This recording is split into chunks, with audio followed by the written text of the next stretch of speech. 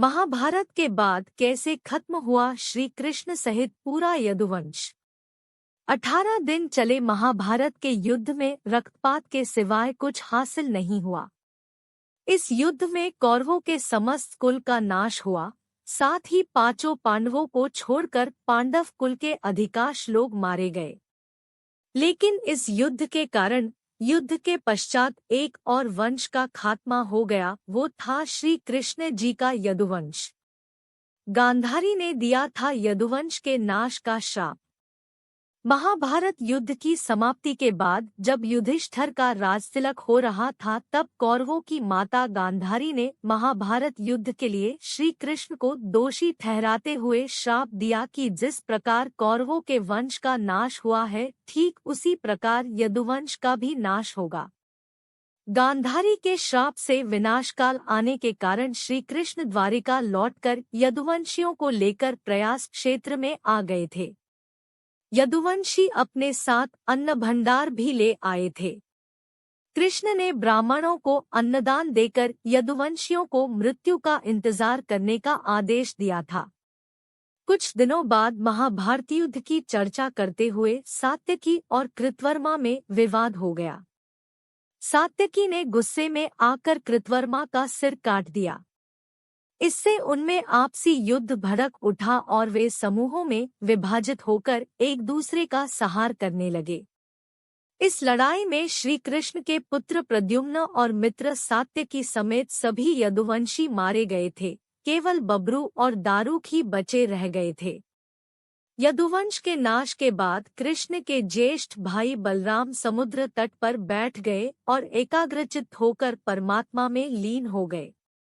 इस प्रकार शेषनाग के अवतार बलराम जी ने देह त्यागी और स्वधाम लौट गए। बहेलिये का तीर लगने से हुई श्री कृष्ण की मृत्यु। बलराम जी के देह त्यागने के बाद जब एक दिन श्री कृष्ण जी पीपल के नीचे ध्यान की मुद्रा में बैठे हुए थे, तब उस क्षेत्र में एक जरा नाम का बहेलिया आया हुआ था। जरा एक शिकारी था और वह हिरण का शिकार करना चाहता था। जरा को दूर से हिरण के मुख के समान श्री कृष्ण का तलवा दिखाई दिया।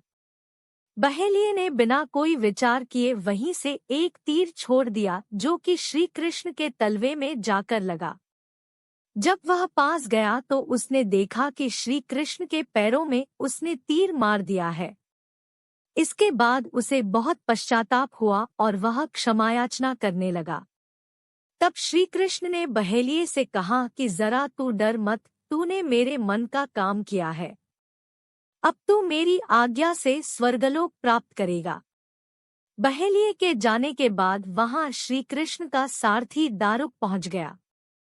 दारुक को देखकर श्री कृष्ण ने कहा कि वह द्वारिका जाकर सभी को यह बताए कि पूरा यदुवंश नष्ट हो चुका है और बलराम के साथ कृष्ण भी स्वधाम लौट चुके हैं। अत सभी लोग द्वारिका छोड़ दो, क्योंकि यह नगरी अब जलमग्न होने वाली है। मेरी माता, पिता और सभी प्रियजन इंद्रप्रस्थ को चले जाएं। यह संदेश लेकर दारुक वहां से चला गया। इसके बाद उस क्षेत्र में सभी देवता और स्वर्ग की अप्सराएं, यक्ष, किन्नर, गंधर्व आदि आए और उन्होंने श्री कृष्ण की आराधना की।